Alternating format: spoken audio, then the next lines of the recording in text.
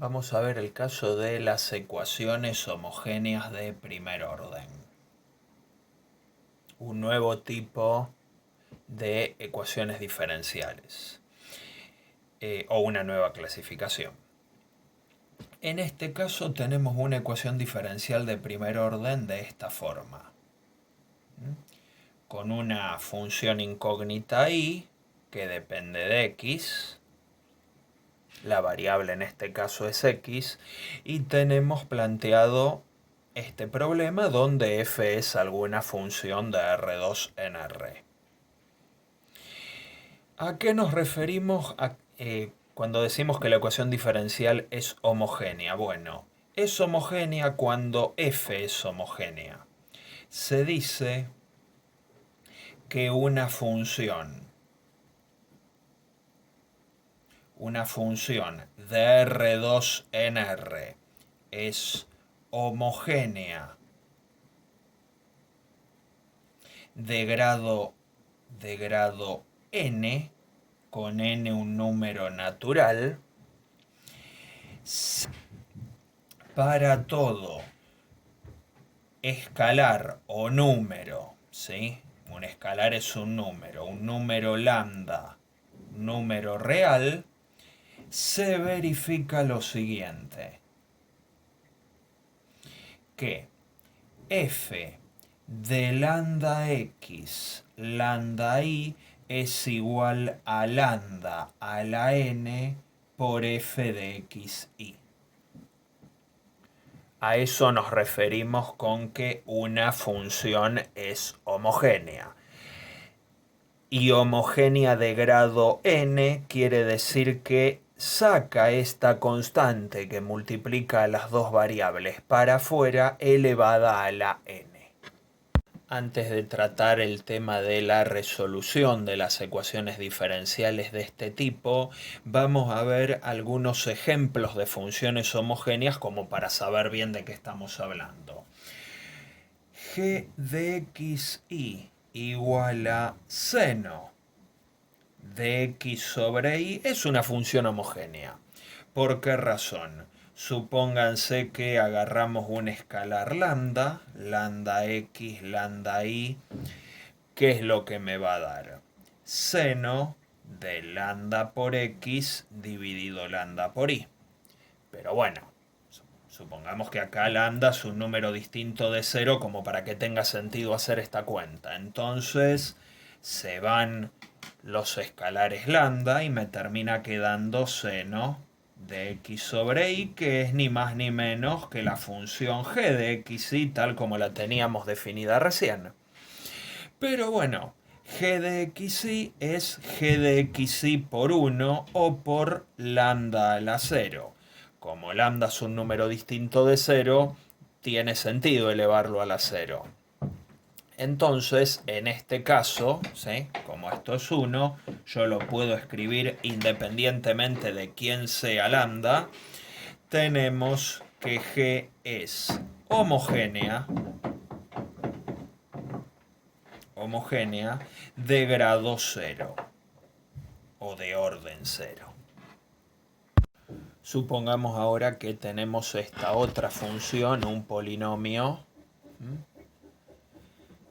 ¿sí? De grado 2 en las variables x e y. Entonces, si vuelvo a hacer lo mismo que antes, lambda x, lambda y, escribo 3 por lambda x al cuadrado menos 2 lambda por x por lambda por y más 4 lambda y al cuadrado. En todos los lugares pongo el producto por lambda porque quiero verificar la condición de homogeneidad. Bueno, pero si aplico algunas propiedades básicas de la potencia, esto es 3 lambda cuadrado x cuadrado menos 2 lambda cuadrado x por y más 4 lambda cuadrado y cuadrado.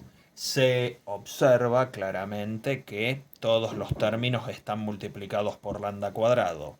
Si yo saco lambda cuadrado de factor común, me termina quedando 3x cuadrado menos 2xy más 4y cuadrado, o sea, g de xy. Salió afuera de factor común lambda cuadrado. En este caso tenemos que g es homogénea de grado 2. Veamos el caso más sencillo, que es cuando nosotros tenemos una ecuación diferencial de la forma f de xy, donde f es homogénea de grado 0. Homogénea de grado 0 quiere decir que para cualquier lambda preferentemente distinto de 0, se tiene que f de lambda x, lambda y me termina dando igual a f de xy, ¿sí? O sea, no afecta que uno esté multiplicando por la misma constante a cada variable. Me termina quedando una ecuación homogénea de grado 0. ¿Sí? Acá en realidad es donde aparecería lambda a la 0. A eso nos referimos con homogénea de grado 0. En este caso lo que se hace es lo siguiente. F de xy se la reescribe de esta forma, como f de x por 1. Trato a x como si fuera lambda. X por 1, x por y sobre x. ¿Sí? Observen que x por 1 me da x y x por y sobre x me da y. Entonces, utilizando que f es homogénea de grado 0, saco la x hacia afuera a la 0 y acá me queda f de 1 y sobre x. ¿Sí? Acá la que tomó el papel de lambda es la x. Estoy utilizando que f es homogénea de grado 0. Entonces, esto que me quedó acá es f de y sobre x. Bueno, a esto lo renombro como una nueva función, pero ahora de una sola variable, g. G de y sobre x es f de 1 y sobre x, porque la primera variable, es constantemente 1, así que lo único que puede variar es la segunda. Entonces ahora lo que realizamos es un cambio de variable. Realizo un cambio de variable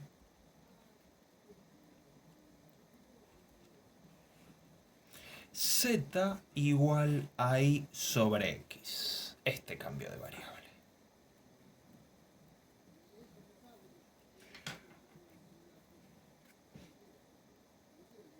Con lo cual, lo que nos termina quedando es f de 1z es igual a g de z. Bueno, pero ahora pensando en este cambio de variable, ¿qué sería la derivada de z con respecto a x? Porque quiero volver a la ecuación diferencial que yo tenía. La derivada de z con respecto a x es, bueno, tengo que derivar este cociente. Tengo que hacer la derivada de lo de arriba, la derivada de y con respecto a x, por lo de abajo sin derivar, menos lo de arriba por la derivada de lo de abajo, dividido el denominador al cuadrado. Esto nos termina dando y' de x sobre x. Si separo, acá se me simplifica una x y acá me queda y de x sobre x cuadrado.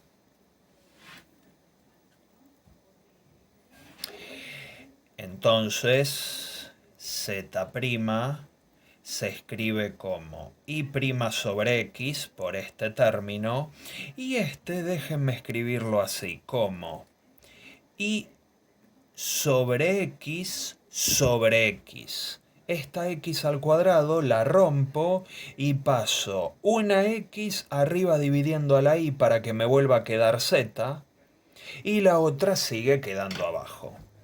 Menos, me queda menos z sobre x, porque el cambio de variable era así. Bueno, lo que hago ahora es escribir a y' en función de z, es decir, despejo de acá.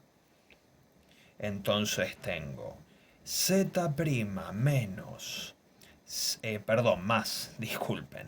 Este pasa sumando z sobre x igual a y' sobre x y ahora paso la x para allá. Paso la x multiplicando. Z' por x más z, esto es igual a y'. Bueno, pero ¿quién era y'? Y' por un lado era f de xy, que por lo que habíamos probado antes, esto se escribía como g de y sobre x. Que fue lo que hicimos antes, ¿sí? Utilizando que f es de grado cero, es una homogénea de grado cero. En conclusión, nos queda esta ecuación diferencial ahora con función incógnita z. Z' por x más z es igual a g de z, juntando todo lo que teníamos antes. Entonces, acá lo que hago es lo siguiente. Paso la z para allá, z' por x es igual a g de z menos z, y esto, si lo miran bien, sale por variables separables. G de z menos z dividido x, donde z es el diferencial de z sobre el diferencial de x. Esto puedo separar variables, paso el diferencial de x para allá y todo lo que tiene z queda de este lado. Es igual a diferencial x que pasó multiplicando, no se lo digan a Lorena, dividido x. Y ahora, como quedaron las variables separadas, integro. Todo dependerá de cuán bonita sea esta función g para que esto pueda ser integrado.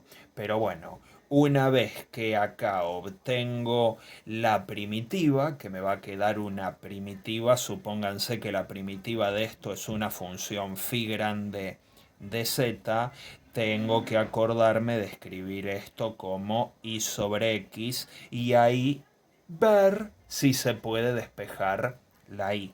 Del otro lado me va a quedar logaritmo de x más constante.